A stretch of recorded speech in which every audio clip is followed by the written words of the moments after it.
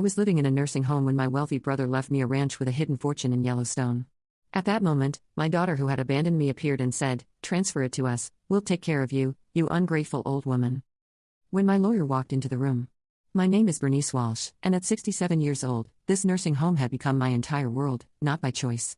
Mind you, my daughter Astrid had made that decision for me, along with her husband, Marcus, on a cold Tuesday morning in March 2021. "Mom, we just can't handle this anymore." Astrid had said, her voice dripping with that fake concern she'd perfected over the years, "You're getting forgetful." And with Marcus's work schedule and the kids, she trailed off, letting the implication hang in the air like a threat. Forgetful. That's what she called it. When I questioned why $20,000 had disappeared from my savings account, money that had vanished right around the time Marcus needed a down payment for his new truck. But when I brought it up, suddenly I was confused and not thinking clearly. The truth was, I'd never been sharper. I knew exactly what was happening. I just couldn't prove it. I shifted in my chair, feeling the familiar ache in my lower back from sitting too long. The nurses here were kind enough, but they treated us all like children. "Time for your pills, Bernice," they'd chirp as if I hadn't been managing my own medication for decades before ending up here. Through the window, I watched a family loading an elderly man into their car.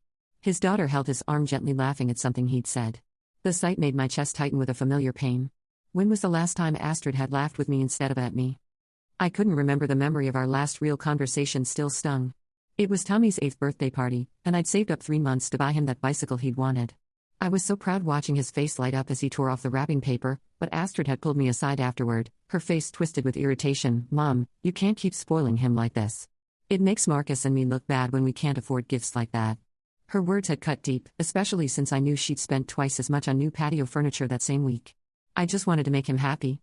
I'd said quietly, "Well, maybe if you thought about our feelings for once, instead of trying to buy his love." That was Astrid, always finding a way to make my gestures of love sound selfish.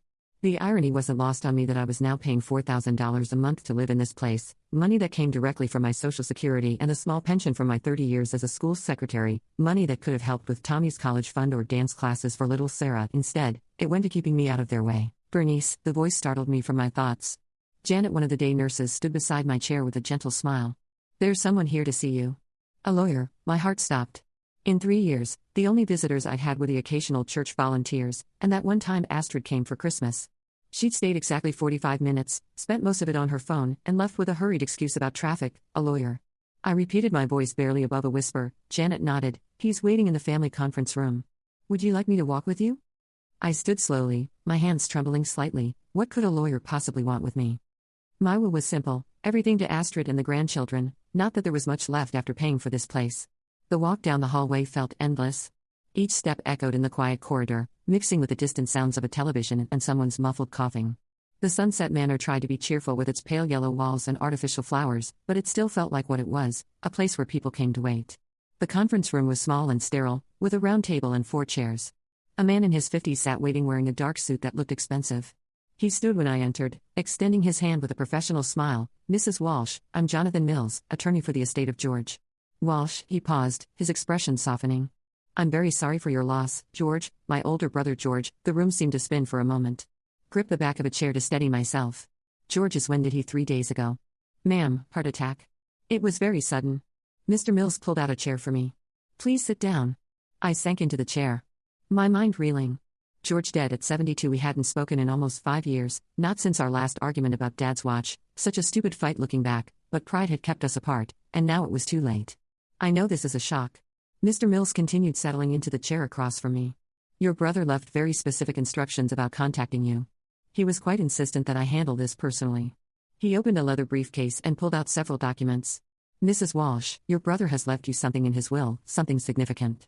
I stared at the papers in front of me, the words blurring together. "I don't understand. George and we weren't close anymore." Mr. Mills leaned forward, his expression serious. "Perhaps not recently, but your brother spoke of you often. He was very concerned about your situation here." My situation. Heat flushed my cheeks. Even George had known how I'd ended up here, abandoned by my own daughter. The shame of it hit me fresh like a slap across the face. "What did he leave me?" I asked quietly. The lawyer's next words changed everything.